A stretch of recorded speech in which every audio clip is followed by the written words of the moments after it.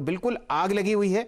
और अगर आपको कोई अच्छा छोटा बढ़िया शेयर पकड़ना है स्पेस में, तो मुझे लगता नहीं कि डाटामैटिक्स से बढ़िया आपको कोई नाम मिलेगा। हेमंत जी, ठीक बात है। तो ये पूरा का पूरा स्पेस देखिए भागता हुआ नजर आ रहा है। इसको थोड़ी देर में फिर से भी हम रिव्यू करेंगे, लेकिन एक और सेक्टर है जिसमें अच्छी रैली देखने को मिल रही है, वो है प्राइवेट सेक्टर का बैंकिंग स्पेस।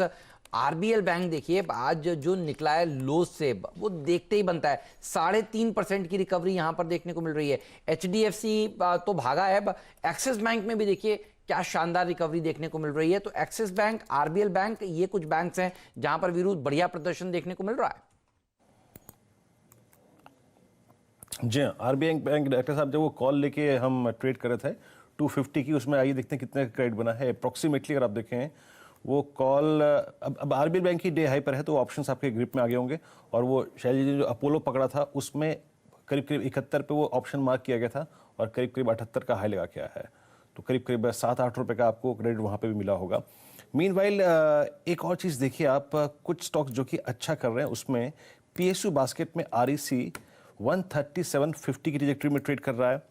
और कुछ स्टॉक्स में अगर आप देखें जो अच्छा कर रहे हैं उसमें एमजीएल पे ट्रेड हम बात कर चुके थे, तो रिपीट नहीं करूंगा। एक बार आईजीएल पे ही बात कर, ये आरईसी पे ही बात कर लेता हूँ। आरईसी इस वक्त डे हाई की ट्रेजेक्टरी में है। मैं उसी प्रॉपर्टी पे फोकस कर रहा हूँ, वो स्टॉक्स जो कि कल के हाईज को क्रॉस कर रहे हैं। राजेश जी जरा एक बार प्लीज देखेंगे आप, 137.30 आरईसी कल के हाईज को क्रॉस करने की तैयारी करता हुआ, और अगर हल्का सा एक टेक आप अपोलो टायर्स पे भी दे सकें, ये भी कल के हाई को क्रॉस करता हुआ। इन दोनों पे आपकी राय? देखिए आरईसी में अगर इन पर्टिकुलर बात करें तो मुझे लगता है 145 का यहाँ पे टारगेट होना चाहिए। 137.90 पे ट्रेड हो रहा है अकॉर्डिंग टू यू। जो अगर आप ऑप्शंस के जो ट्रेड्स यहाँ पे ढूंढते हैं उसमें से 140 140 का जो कॉल ऑप्शन है वो करीबन 4.5 रुपए के आसपास है। वो एक सेफ बेट रहेगा मुझे लगता है बाय करने के लिए। सो 140 का कॉल ऑप्शन बाय करें 4.5 रुपए पे, स्टॉप लॉस रखे 3 रुपए का, और सामने मुझे लगता है 7 से 8 रुपए तक का मूव इसमें आना चाहिए आरईसी में। अपोलो हॉस्पिटल, अपोलो टायर, देखिए अपोलो टायर की इन पर्टिकुलरली बात करें तो अपोलो टायर मुझे लगता है 195 196 तक इसको जाना है। 188.70 इसका करंट प्राइस है। तो आपको जो स्टॉप लॉस रखना है तो आपका स्टॉप लॉस होगा 185। मुझे लगता है वीरेन जैसे ही ये 190 के ऊपर चलना शुरू करेगा उसके बाद ये जो शॉर्ट कवरिंग रैली है वो तेज होगी 196 के टारगेट के लिए। So clear cut by side पे ही रहे, क्योंकि एक साइड अपोलो ये जो ऑटो इंसुलेटर्स है उसमें मोमेंटम अभी भी है। तो जो डिप मिलता है उसमें बाइंग ही हो रही है। स्टॉप लॉस रहेगा 185 का। राय आपको आती हुई दिख रही है। यहाँ पर बहुत शानदार रैली अपोलो टायर्स में आपको पकड़ते हुए दिख रहे हैं सतपुते साहब और वीरेन जी। हेमंत जी मेरे ख्याल से समय समाप्त हो चुका है पहला सौदा का। बिल्कुल, तो पहला सौदा का समय समाप्त हो चुका है। बाजार लो से अच्छा रिकवरी दिखाता हुआ आपको नजर आ रहा है। हमारे नए मेहमान हमारे साथ जुड़ेंगे, 10 के दमदार ट्रेड्स अब आपके सामने पेश करेंगे। बहुत बहुत शुक्रिया आप कविता जी, शुभम जी, आपका गाबा साहब, Rajesh Satpute ji, thanks a lot, Gaurang Shah साहब बहुत बहुत धन्यवाद, मानस जी आपका भी धन्यवाद। नए शो में हमारे साथ जुड़ेंगे चंदन तापड़िया साहब और श्रीकांत चौहान साहब भी हमारे साथ होंगे मौजूद। बढ़िया रैली बहुत सारे सिलेक्टेड स्टॉक्स में देखने को मिल रही है। आईटी सेक्टर फ्लेवर है नतीजों से पहले, और एक और सेक्टर जिसने आज अच्छा प्रदर्शन दिखाया वो है सिटी गैस डिस्ट्रीब्यूशन कंपनियां। मयूरेश जोशी जी सुबह से ही हमारे रिसर्च गुरु कह रहे थे कि ये स्पेस आज आपको पैसा बनाकर देने वाला है। टॉप 3 एफएनओ गेनर्स में इन दोनों का नाम सबसे ऊपर आपको नजर आ रहा है, और उसके बाद एचडीएफसी लिमिटेड में एक अच्छी रैली देखने को मिल रही है। चलिए चंदन जी से पूछते हैं वो ऐसे मार्केट को किस तरह से अप्रोच कर रहे हैं। स्वागत है आपका। आप चंदन जी बताइए कौन से स्टॉक्स आपने चुने हैं 10 के दमदार ट्रेड्स में, और मार्केट पर भी व्यू शेयर करिए प्लीज। जी नमस्कार। देखिए बाजार में देखिए ग्लोबल वीकनेस की वजह से थोड़ा सा एक नेगेटिव जो टिक देखने को मिला है, बट अभी तक जब तक 13,950 का लेवल होल्ड है तब तक ओवरऑल ट्रेंड और बायस यहाँ पे पॉजिटिव है। तो जिनके पास लॉन्ग पोजीशन है या बनाने के इंटरेस्टेड है उनको 13,950 का लेवल ध्यान में रखना चाहिए। वो लेवल तोड़े तभी जाके यहाँ पे कोई रैली में पोज रहेगा, अदरवाइज रैली में बाय ऑन डिक्लाइन की रणनीति वो लगातार रहेगी।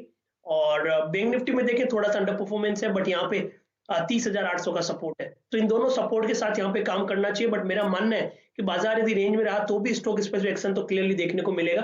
पहला ट्रेड है यहाँ पे अपोलो हॉस्पिटल पे। अपोलो हॉस्पिटल आप देखोगे काफी दिनों के कंसोलिडेशन का ब्रेकआउट यहाँ पे देखने को मिला है, और स्टॉक ने जो इमीडिएट हर्डल था लगभग 2430-40 उसको डिसाइसिवली पार किया है। डेली वीकली दोनों स्केल पे यहाँ पे अपटिक देखने को मिल रहा है।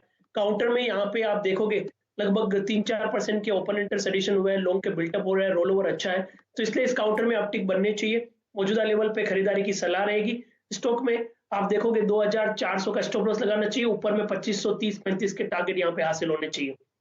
दूसरा ट्रेड है वो रहेगा आईटी सेक्टर में, mid cap IT Tata Elxsi. इस काउंटर में अच्छा खासा मोमेंटम है और आईटी काउंटर में हम पॉजिटिव व्यू रख रहे हैं, और Tata Elxsi one of the out performer stocks है in entire IT pack. So यहाँ पे भी अभी तक ट्रेंड इंटेक्ट है और खरीदारी की सलाह रहेगी। यहाँ पे 1900 के स्टॉप लॉस से लेना चाहिए, 2030-2050 तक के टारगेट हासिल होने चाहिए। चलिए, बहुत ही शानदार दो स्टॉक कॉल्स आपने बताए हैं चंदन तवड़िया साहब। लॉन्ग कॉल हम लोग अपोलो हॉस्पिटल में पिछले लगभग आधे घंटे से ट्रैक कर रहे हैं। 2500 की कॉल जो लगभग 71 रुपये थी, वो अब आपको ट्रेड करती हुई दिखेगी 77। तो अपोलो हॉस्पिटल्स के साथ हेमंत जी जितने भी कैश काउंटर्स हैं हॉस्पिटल जोन में, आपको बहुत ज़बरदस्त तेज़ी दिखेगी। डायरेक्टर साहब ज़रा लेके आइए मेट्रोपोलिस का चार्ट। यहाँ पर आपको एक बहुत लंबी कंसोलिडेशन के बाद स्टॉक ट्रेड करता हुआ दिखेगा 2060 के आसपास। लगातार यहाँ पर चौथे दिन आपको तेज़ी दिख रही है। प्राइस है 2060 और फिलहाल यहाँ पर आपको हाईएस्ट लेवल आता हुआ दिख रहा है दिसंबर 2020 के आसपास। छोटे और मंझले जो स्टॉक्स हैं हॉस्पिटल जोन में, वो भी आपको बहुत ज़बरदस्त तरीके से अपवर्ड मूवमेंट में आते हुए दिखेंगे। नतीजों से पहले आपको शेल्बी लिमिटेड में एक बहुत अच्छा मूवमेंट दिख रहा है। 114 रुपये 80 पैसे के आसपास ये स्टॉक आपको यहाँ पर मूव करता हुआ दिखेगा। और यहाँ से जो खबरें आपको आती हुई दिख रही हैं, इंप्रूवमेंट इन ऑक्यूपेंसी लेवल आपको दिखेगा। चंदन जी, आपकी राय, अगर शेल्बी लिमिटेड पे, ये कैश काउंटर्स में हॉस्पिटल जोन में एक स्टॉक है, कोई राय आपकी? जी हाँ, देखिए इन दोनों काउंटर में पॉजिटिव सेटअप देखने को मिल रहा है, चाहे आप मेट्रोपोलिस की बात करें या सेल्बी की बात करें। और सेल्बी का ओवरऑल ट्रेंड सेटअप यहाँ पे पॉजिटिव है, और वीकली सेटअप पे देखें और मंथली सेटअप पे देखें तो मैं नोटिस कर रहा हूँ लगातार 7 महीनों से काउंटर मंथ ऑन बेसिस तेजी बना रहा है। 63 से लेके 112, 15, 120 का जोन, और हर बार इसका सपोर्ट और बेस ऊपर की तरफ शिफ्ट हो रहा है। तो काफी अच्छा सेटअप इस काउंटर में देखने को बना है, और पिछले 5-7 दिन पहले जो डिप आया था वो अच्छी तरह से खरीदा गया, और सपोर्ट इसमें ऊपर की तरफ शिफ्ट हो रहा है। तो यहाँ पे ओवरऑल पॉजिटिव बायस रहेगा। 110-11 के आसपास का यहाँ पे स्टॉप लॉस लगाना चाहिए, ऊपर में 125-128 तक के टारगेट सेल्बी में बनने चाहिए। नहीं जी, जब से आपने अपोलो हॉस्पिटल में बात की है, देखिए ये दिन के उच्चतम लेवल पर आपको बढ़ता हुआ दिखेगा। 2470 अब प्राइस मेरे सामने हुआ, और जब आपने चर्चा शुरू करी थी तो ये लगभग 2465-2450 के आसपास ट्रेड करता हुआ दिख रहा था। कैश और फ्यूचर्स दोनों अपोलो हॉस्पिटल्स में दिन के उच्चतम लेवल पर फिलहाल ट्रेड करते हुए दिख रहे हैं। फ्यूचर्स प्रीमियम पे है 2472। श्रीकांत चौहान साहब से जुड़ेंगे। चौहान साहब, आपकी दो ट्रेड्स। शैल जी, गुड मॉर्निंग। देखिए, वैसे मार्केट में जो तेजी बनी है वो कमोडिटीज में है, और साथ ही साथ हमने काफ़ी अच्छी तेजी टेक्नोलॉजी में देखी थी। अभी मुझे लगता है कि शायद थोड़ा सा अप्रोच चेंज हो सकता है, शायद एफएमसीजी फाइनेंशियल्स में थोड़ी सी तेजी बन सकती है, क्योंकि हमने काफ़ी एक्स्ट्राऑर्डिनरी रिटर्न्स देखे हैं आईटी कंपनीज में। अब करंट लेवल से मुझे लगता है कि रियल एस्टेट स्टॉक्स में भी अच्छी तेजी बनी है, और डीएलएफ ने अपने कम से कम 10 या 12 दिन के कंसोलिडेशन को अपसाइड में ब्रेकआउट में कन्वर्ट किया है। तो करंट लेवल से डीएलएफ बाय किया जा सकता है। यहाँ पे मुझे लगता है कि ये स्टॉक एक बार 255 से लेकर 260 के लेवल्स दिखा सकता है, तो करंट लेवल से बाय करें, और स्टॉप लॉस रखें 235 से लेकर 236 के।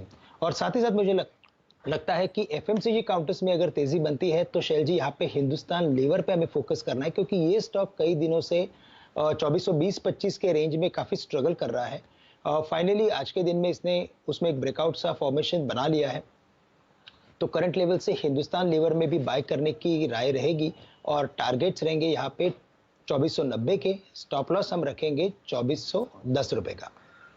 तो देखिए, बहुत ही बढ़िया स्टॉक आपने पकड़ा है, कंजम्पशन वाला स्टॉक है एचयूएल, इसके ऊपर नजर होनी चाहिए। डीएलएफ कल भी देखिए मैनेजमेंट सीएनबीसी आवाज पर आए थे कमाई के अड्डे में, और वो कह रहे थे कि आगे उनको खूब उम्मीदें हैं बजट से, और सरकार से एक्सपेक्टेशंस उन्होंने अपने सामने जो पेश करी, उसके बाद हमने देखा इस स्टॉक में एक बड़ा मूव देखने को मिला कल सेकेंड हाफ में। तो ये स्टॉक श्रीकांत जी को अभी भी पसंद आ रहा है, और पिछले कुछ दिनों से लगातार रियल एस्टेट सेक्टर में एक अच्छी डिमांड देखने को मिल रही है। इस सेक्टर ने 2020 के सेकेंड हाफ में बहुत बढ़िया प्रदर्शन दिखाया, और 2021 की शुरुआत भी पॉजिटिव नोट पर होती हुई। अपोलो हॉस्पिटल्स, टाटा एलेक्सी, ये कुछ और नाम है जो 10 के दमदार ट्रेड्स में चंदन जी आपको सुझा रहे हैं। लेकिन देखिए, फोकस जो है वो बजट के ऊपर हो गया है, और 2021 का आउटलुक कैसा रहेगा ये आप सब जानना चाहते हैं, और इसीलिए इस शो में हम एक से बड़े एक एक्सपर्ट को इनवाइट कर रहे हैं। आज के खास मेहमान हैं वेलेंटिस एडवाइजर्स के फाउंडर और एमडी ज्योतिवर्धन जयपुरिया साहब।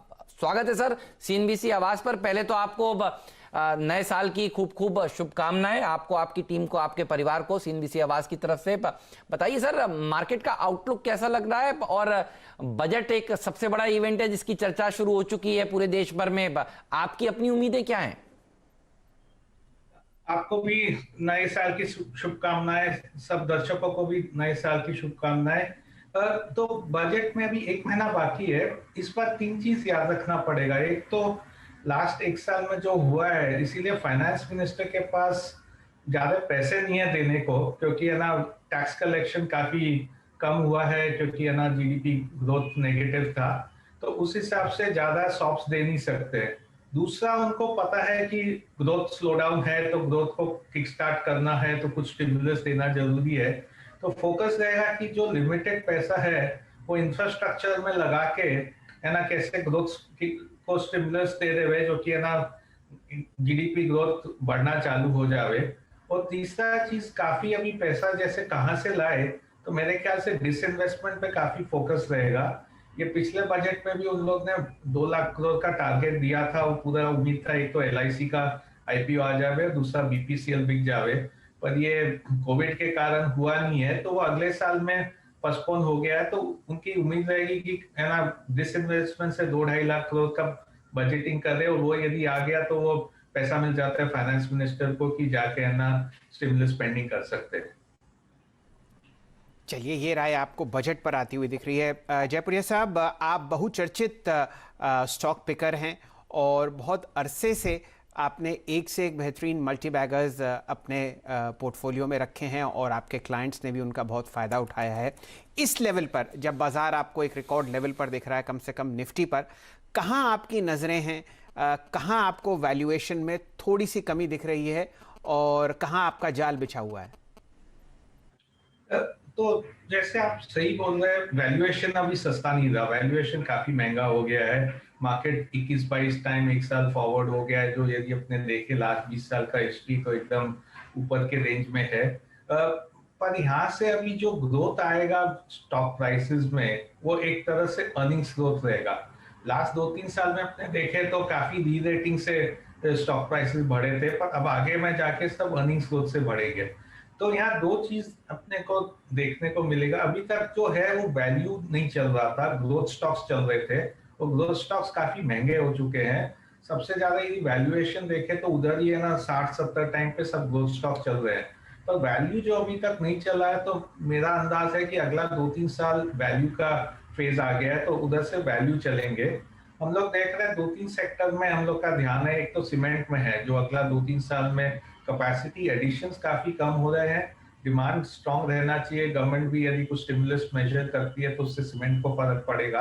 तो एक को सीमेंट सेक्टर को देखते हैं, जहाँ पे ना 2-3 साल तक की तेजी हो सकती है। दूसरा सेक्टर जो देख रहे हैं वो ऑटो एंसिलरीज को देख रहे हैं, क्योंकि वहां पे भी है ना वो सेम है कि 2 साल तक ऑटो अच्छा नहीं किया था, अभी धीरे धीरे अच्छा करना चालू किया है।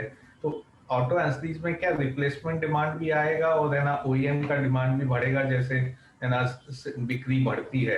तो ये 2 सेक्टर को हम लोग देख रहे हैं। जो एक सेक्टर हम लोग थोड़ा अभी तक इतना ज्यादा ऐड नहीं किया, वो है कैपिटल गुड्स। तो कैपिटल गुड्स यदि अपने देखें तो लास्ट 12 साल से स्टॉक मार्केट में कुछ नहीं किया कैपिटल गुड्स, काफी इनफैक्ट 12 साल पहले से भी नीचे है कई स्टॉक्स के भाव अभी भी। वहां पे भी थोड़े है ना उम्मीद है कि थोड़ा सा किक स्टार्ट हो सकता है स्पेंडिंग, और वो यदि गवर्नमेंट का स्पेंडिंग किक स्टार्ट हुआ, उसके बाद प्राइवेट सेक्टर का कैपेक्स चालू हो गया, तो कैपिटल गुड्स काफी सस्ते दिख रहे हैं at the moment. Capital good space, cement space पर आप बुलिश हैं।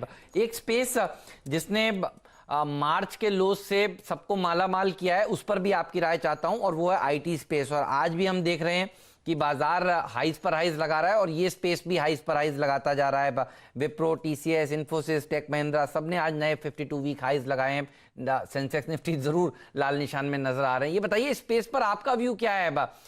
इसे कैसे अप्रोच करेंगे इन स्तरों पर?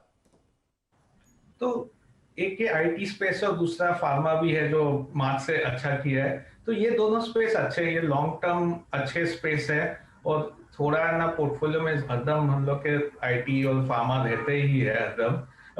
तो हम लोग के पोर्टफोलियो में काफी थे, तो ये सब मिला के करीब 40% पोर्टफोलियो ये दो सेक्टर में ही थे। तो अभी हम लोग थोड़ा थोड़ा वो सेक्टर को कम कर रहे हैं, पर अगला 2-3 साल भी ये अच्छा ग्रोथ स्टोरी है। यहाँ पे ना रिटर्न्स अच्छे बनेंगे इन्वेस्टर के, और ये सब क्या गुड क्वालिटी कंपनी है जहाँ फ्री कैश है, जहाँ ज्यादा डेट नहीं है, तो इसमें वॉलेटिलिटी भी कम रहता है। तो ये स्पेस हर एक इन्वेस्टर के पोर्टफोलियो में होने चाहिए, और जरूर ये एकदम लॉन्ग टर्म के लिए छोड़ देने चाहिए। तो हम लोग भी आईटी होल्ड करते हैं, फार्मा होल्ड कर रहे हैं, और हम लोग के पोर्टफोलियो में काफी ज्यादा हो गया था ये सब का वेट, तो थोड़ा थोड़ा भी वैल्यू स्टॉक्स भी ले रहे हैं हम लोग। अब जयपुरिया साहब, आप वैल्यू की तरफ रुझान पिछले 5 मिनट में दूसरी बार कर रहे हैं। मैं ये जानना चाह रहा था कि बहुत ही ज़बरदस्त रैली आपको लार्ज कैप और मिड कैप स्टील काउंटर्स में आती हुई दिख रही है, चाहे वो स्टेनलेस स्टील प्रोड्यूसर्स हों, आयरन ओर प्रोड्यूसर्स हों, एल्यूमिनियम मेकर्स हों। ये पूरा का पूरा मेटल स्पेस चहक रहा है और लगभग 26 महीने के हाईएस्ट लेवल पर मेटल्स इंडेक्स है। क्या यहाँ पर अभी भी डीप वैल्यू है, या अब आपको ऐसा लगता है कि कई ऐसे प्राइसेस स्टेबलाइज कर गए हैं? तो अब डीप वैल्यू नहीं रहा। डीप वैल्यू एक टाइम पे था यहाँ पे, अभी डीप वैल्यू नहीं रहा। अभी भी वैल्यू है इन द सेंस कि इनका अर्निंग्स अब आना चालू होएगा, तो अगला 2 क्वार्टर जो अपने देखेंगे स्टील के अर्निंग्स में, वो बहुत ही बेहतरीन आएंगे, रिकॉर्ड अर्निंग्स आने वाले हैं। तो अब डीप वैल्यू नहीं रहा, स्टॉक डबल से ज्यादा हो चुके हैं, पर फिर भी यहाँ से रिटर्न बन सकता है। इसीलिए मैंने इतना जिक्र नहीं किया वैल्यू में इनका, क्योंकि ये 6 महीना पहले हम लोग इनको वैल्यू में ले रहे थे। अब ये इतना वैल्यू नहीं रहा, क्योंकि एक तरह से स्टॉक प्राइसेस डबल हो गए हैं, कहीं में ट्रिपल भी हो गए हैं। पर यहाँ से भी अभी भी अगला 1-2 साल अच्छा रहना चाहिए साइकिल के लिए, क्योंकि साइकिल अभी चलना चालू ही हुआ है। अच्छा सर, वित्त मंत्री जी ने बजट से पहले खूब उम्मीदें सबकी बढ़ा दी हैं पूरे बाजार की। ऐसा बजट होगा जो कभी नहीं हुआ हो, अभूतपूर्व बजट होगा, किसी ने नहीं देखा होगा, सुना होगा। कुछ बिग बोल्ड आइडिया बताइए। अगर आप एफएम होते तो इस समय क्या करते? तो बोल्ड आइडिया में क्या होता है कि एक अपना हरदम रहता है कि अपने टैक्स के कलेक्शन कैसे करें, तो उसका नजर हरदम जाता है टैक्स बढ़ा के ना टैक्स कलेक्शन करे। पर अपने देखे तो लास्ट 20 साल में इंडिया में टैक्स रेट्स कम हुए हैं, और टैक्स कलेक्शन करीब 15% हर साल बढ़ते गए हैं। क्योंकि क्या वो लैफर्स कर्व बोलते हैं इसको, कि टैक्स रेट कम होने के बाद कलेक्शन बढ़ जाते हैं, क्योंकि टैक्स रेट जो कम रहते हैं तो लोग को इंसेंटिव रहता है कि इतना कम है कि टैक्स भर देवे। बहुत ज्यादा टैक्स रेट होते हैं तो लोग को रहता है कैसे मैं टैक्स अवॉइड कर सके, लीगली अवॉइड कर सकता हूँ। तो एक तरह से मेरा रहेगा कि टैक्स रेट बढ़ाने के बदले जाके थोड़ा टैक्स रेट्स कम कर दो। उससे 2 फायदा हो जाएगा। एक तो लोग को है ना टैक्स देने में इतना जोर नहीं आएगा, तो टैक्स कलेक्शन भी बढ़ जाएगा। दूसरा है ना वो एक ऑटोमेटिक स्टिमुलस हो जाता है लोग को, क्योंकि परचेजिंग पावर बढ़ जाता है लोग का, और जाके वो लोग फिर है ना वो सेविंग में से थोड़ा स्पेंड कर देते हैं, तो इकोनॉमी को हरदम से बढ़ावा आ सकता है। सो मेरा रहेगा कि टैक्स इंक्रीज का मत सोचिए, टैक्स कट का सोचिए इस बात। बहुत बढ़िया बात है और ये फैक्ट है, जैसे ही टैक्स रेट बढ़ता है वैसे ही सारे लोग अपने अपने सीए दोस्तों को कहते हैं भाई कुछ तो करिए, पिछली बार से ज़्यादा बढ़ना पड़ेगा, कुछ तो मदद करिए। अच्छा सर, आपने शुरुआत में बहुत बढ़िया बात कही कि सीमेंट शेयर और ऑटो एंसिलरी स्टॉक्स के ऊपर नजर होगी। ऑटो एंसिलरी और ऑटो सेक्टर को खूब इंतजार रहा पूरे 2020 में कि एक पॉलिसी आएगी, स्क्रैपेज पॉलिसी। उम्मीद कर रहे हैं इस बार बजट में आप? हाँ, वो बजट का पार्ट नहीं है, नहीं है, बात सही है बिल्कुल। बजट के लिए रुकना नहीं चाहिए। मेरा तो उम्मीद है कि अगले 2-3 महीना में पॉलिसी आ जाएगा, क्योंकि कई बार अपने को सुनने मिला कि बस वो पॉलिसी फाइनलाइज हो गया, अब आना चाहिए 1-2 हफ्ता में आ जाएगा।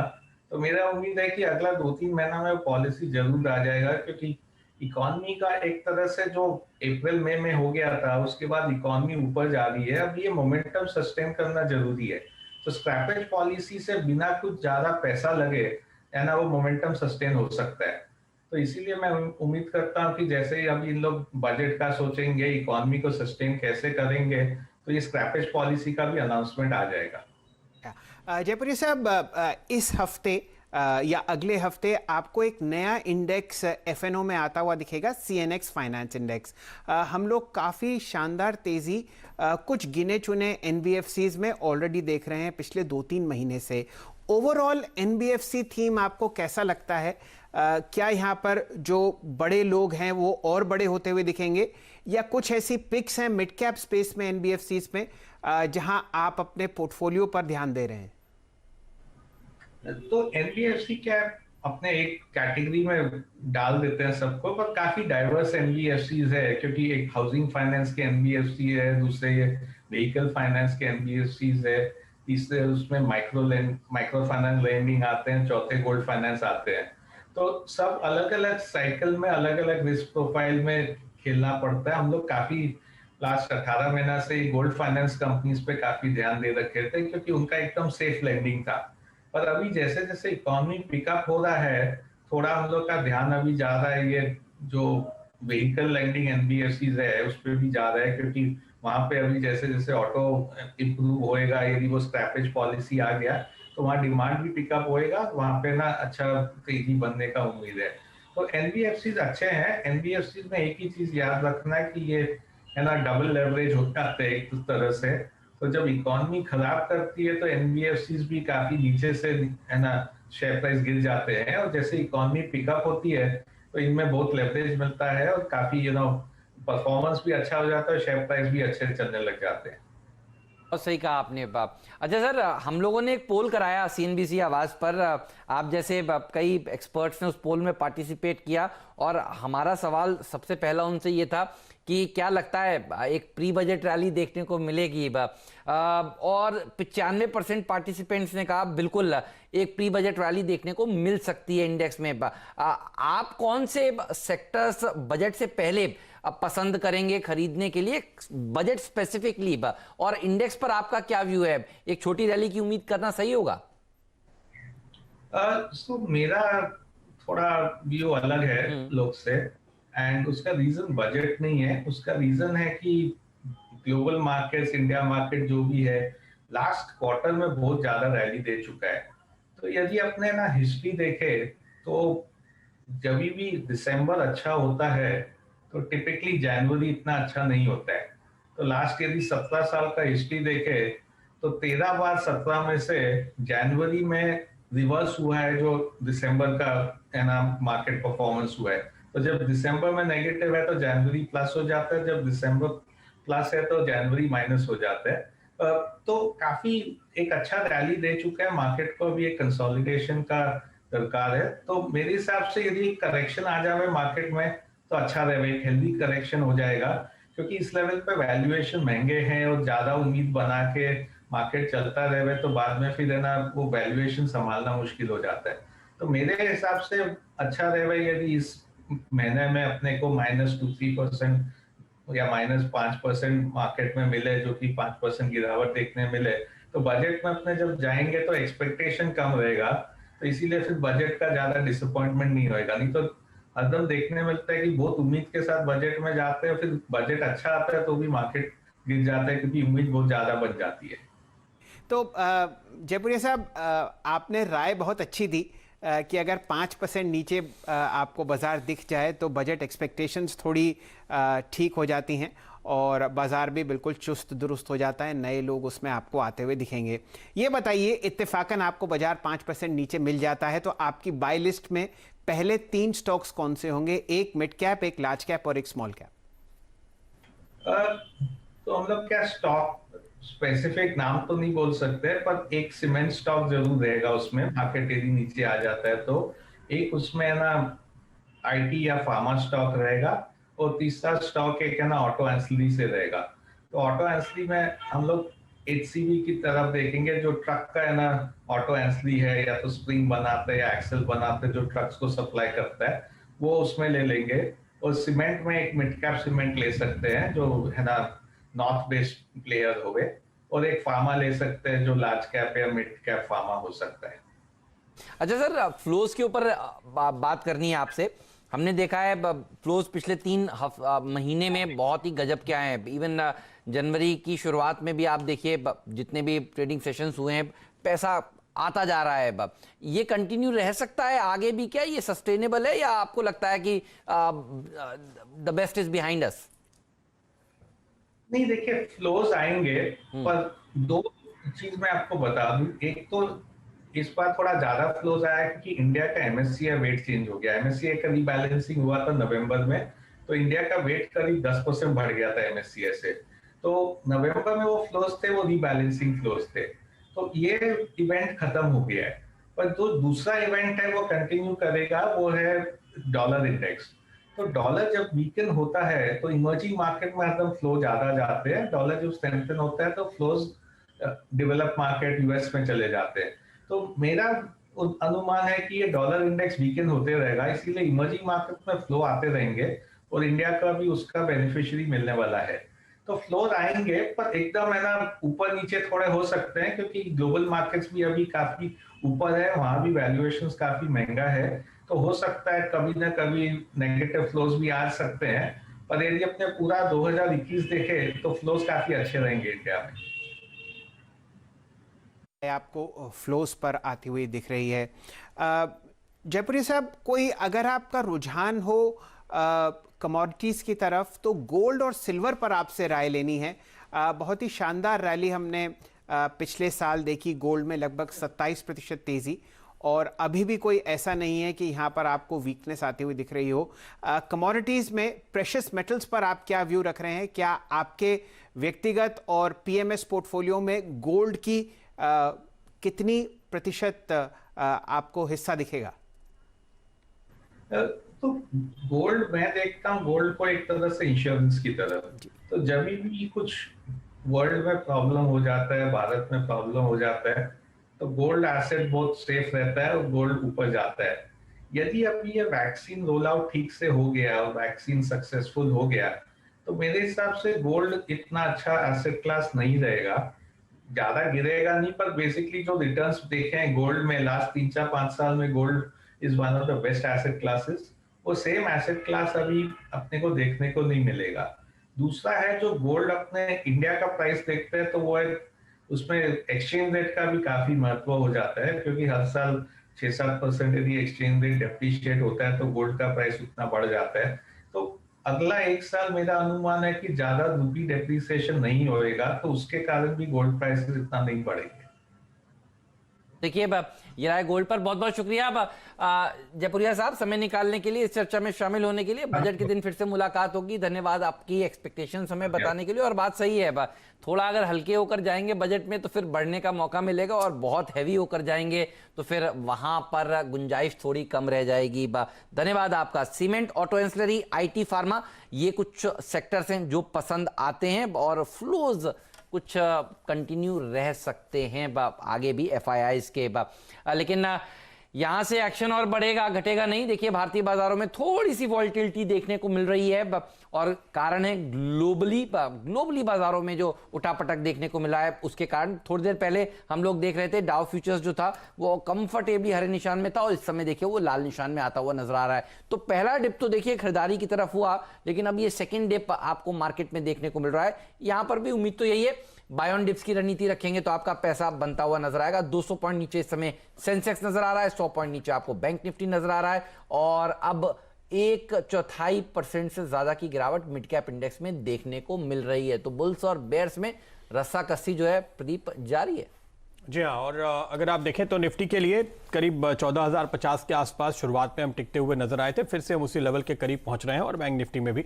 तो ये देखने वाली बात होगी कि हम शुरुआती लेवल होल्ड करते हैं या नहीं। ऐसे में आपका कोई भी सवाल हो तो उस सवाल का जवाब हम आपको देंगे। आपको हमें ट्वीट करना है और हमें टैग करना है #AskAwazFNO या #AskAwazCash लिखकर। हम देंगे आपके सारे सवालों के जवाब। लेकिन पहले इस वक्त की बड़ी खबरें।